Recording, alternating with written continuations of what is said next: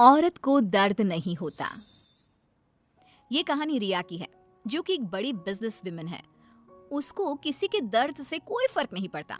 उसके लिए अपने काम से बढ़कर कुछ नहीं। ये क्या बना रखा है? ये खिलाओगे तुम उनको? माफ करना छोटी मालकिन, मैं फिर से बना देता हूँ। अरे क्या हुआ बहू, क्यों चिल्ला रही हो इन पर इतनी सुबह सुबह? अब क्या कर दिया इन्होंने? मम्मी जी, अभी दोपहर को मेरे बहुत ही इंपॉर्टेंट गेस्ट आने वाले हैं और इनका खाना ऐसा है बेस्वाद। अगर ये खाएंगे तो क्या सोचेंगे? इनको अभी के अभी नौकरी से निकाल दो। मुझे ऐसे लोग काम पर नहीं चाहिए जिनको ठीक से काम करना नहीं आता। अरे लेकिन बहू, ये बहुत सालों से हमारे लिए काम कर रहे हैं, ऐसा कैसे निकाल दे? हाँ मेम साहब, मुझे नौकरी से मत निकालिए। मैं अच्छे से काम करूंगा, आपको शिकायत का कोई मौका नहीं दूंगा। मैंने एक बार जो बोल दिया सो बोल दिया। जल्दी से कोई नया शेफ ढूंढ कर लाओ। अगले दिन ऑफिस में, ये सब क्या है? अभी तक ये काम पूरा क्यों नहीं हुआ है? मैम, वो क्या? किसको दिया था मैंने ये काम? उसको अभी मेरे सामने बुलाकर लाओ। जी मैम। मैम, वो सर्वर में थोड़ी दिक्कत आ गई थी। किसके? तुम्हारे या कंप्यूटर के? वो मैम, बात यह है कि जितना वक्त तुम आज मुझे समझाने में जाया कर रहे हो ना, उतना वक्त अगर तुमने कल इस काम को करने में किया होता तो आज ये पूरा हो जाता। तुम्हें नौकरी से निकाला जाता है। मैम प्लीज ऐसा मत करिए, मेरे छोटे छोटे बच्चे हैं, अगर मेरी नौकरी चली गई तो। ये सब तुमको ऐसा काम करने से पहले सोचना चाहिए था। मैम मुझे एक मौका और दीजिए, मैं अभी पूरा करके लाता हूँ। ये जो मौका था, यही तुम्हारा आखिरी मौका था जो तुमने गंवा दिया। मैं और कुछ नहीं सुनना चाहती। मेरी कंपनी में तुम जैसे कामचोरों के लिए कोई जगह नहीं है। तुम्हें इस नौकरी से निकाला जाता है। शाम को घर पर, मैंने सुना आज तुमने फिर किसी को नौकरी से निकाल दिया। अरे हमारी पॉलिसी है ना, हमारी कंपनी लोगों के इमोशंस का भी ध्यान रखती है। इमोशन कुछ नहीं होता। कमजोर होते हैं वो लोग जो ऐसे काम करते हैं। और नौकरी से निकाल दिया तो इसमें कोई नई बात नहीं। जिस तरह घर को साफ करने के लिए गंदगी बाहर फेंकनी पड़ती है, उसी तरह कंपनी को आगे बढ़ाने के लिए यूजलेस लोगों को कंपनी से बाहर निकालना पड़ेगा। तुम लोगों की तुलना गंदगी से कैसे कर सकती हो? जिस स्पीड से तुम लोगों को निकालती हो, मुझे डर है कि किसी दिन कंपनी के सभी लोग ही ना निकल जाए। फिक्र मत करो, ऐसा कभी नहीं होगा। ऐसी बड़ी कंपनी में काम करने के लिए लोग तरसते हैं। जिनको नौकरी लग जाए वो खुशी से पागल हो जाते हैं। तो ऐसी कंपनी कभी खाली हो ही नहीं सकती। वैसे भी मुझे किसी की इमोशन से कोई लेना देना नहीं है। लेकिन बहू, तेरे स्वभाव को देखकर लगता है कि जरूर खाली होगी। अरे बहू, लोगों को दर्द होता है तो ये क्यों नहीं समझ पाती है? मम्मी जी, आप कब आई? आपको क्यों ऐसा लगता है? दर्द वर्द कुछ नहीं होता। कम से कम मैंने तो इस दर्द नाम की चिड़िया को कभी फील ही नहीं किया। क्योंकि बहू तो दूसरों की भावनाओं की कदर नहीं करती।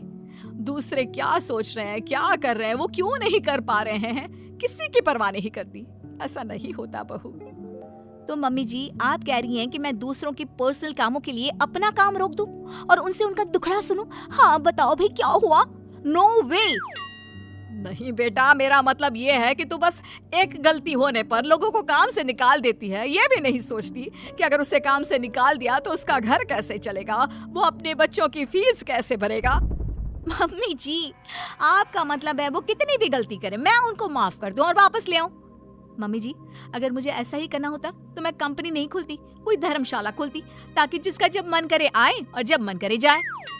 माँ का वो मतलब नहीं है। माँ बस इतना बोल रही है कि अगर वो गलती करते हैं तो उनको डांट लिया करो, समझा दिया करो। लेकिन नौकरी से निकालना बहुत ज्यादा नहीं हो गया? मम्मी जी, आपको भले ही ऐसा लगता हो, लेकिन मैं इतनी बड़ी कंपनी ऐसे ही नहीं चला रही हूँ। ऐसे बहुत देखे मैंने और मैं ये अच्छी तरह जानती हूँ कि ये कैसे सुधरेंगे। इसलिए आप चिंता मत कीजिए और आप प्लीज मेरे कामों में दखल मत दीजिए। मुझे अच्छी तरह पता है कि मैं क्या कर रही हूँ। एक दिन अचानक से रिया की बेटी की तबीयत बहुत खराब हो जाती है और रिया कंपनी की जरूरी मीटिंग छोड़ देती है। बहू, तू यहाँ क्या कर रही है? तेरी तो बहुत जरूरी मीटिंग थी ना?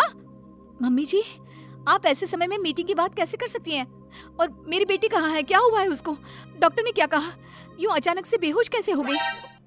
उसका बीपी लो हो गया था, जिसकी वजह से वो चक्कर खाकर गिर पड़ी और उसको थोड़ा बुखार भी है। अच्छा हुआ, कुछ ज्यादा घबराने वाली बात नहीं है। मैं तो डर ही गई थी। और बहू, तेरी मीटिंग, उसका क्या हुआ? तुझे तो भारी नुकसान हो गया होगा। होने दीजिए मम्मी जी, मेरे लिए इस वक्त मेरी बेटी से बढ़कर कुछ भी नहीं है। ऐसी मीटिंग्स तो फिर आती रहेंगी। लेकिन बहू, कुछ दिनों पहले तुमने ही कहा था कि किसी के निजी काम के लिए तुम्हारा काम नहीं रुकेगा। तो फिर ये सब क्या है? मम्मी जी, आपको क्या हो गया है? ये किसी का भी निजी काम नहीं है, ये मेरा अपना निजी काम है। वही तो बहू, जब तुम्हारा काम था तो तुम सब कुछ छोड़कर यहाँ आ गई, और तुम चाहती हो कि दूसरों के घरों में कितनी भी परेशानी दिक्कत आ जाए, वो उसको छोड़कर अपने काम को पहली ड्यूटी समझे। लेकिन वही चीज अगर तुम्हारे साथ हो तो तुम अपनी पहली जिम्मेदारी अपने परिवार की तरफ समझती हो, उसके बाद तुम्हारा काम। ये कैसी नाइंसाफी है? उनके साथ तुम करो तो ठीक और वो करे तो गलत। आप सही कह रही हैं मम्मी जी, मैंने ये बात कभी समझी ही नहीं। अब तो समझ गई ना? अब से उनके साथ कुछ ऐसा मत करना, उनकी भी परेशानी समझने की कोशिश करना। हाँ मम्मी जी, अब मैं सब समझ गई हूँ। मुझे अपनी गलती का एहसास हो गया है। शायद सही कहते हैं लोग, जब तक वही दर्द आप खुद ना झेलो तब तक आप दूसरे के दर्द का अनुमान नहीं लगा सकते। मुझे ये देखकर अच्छा लगा बेटा कि तुम्हें बहुत जल्दी अपनी गलती का एहसास हो गया।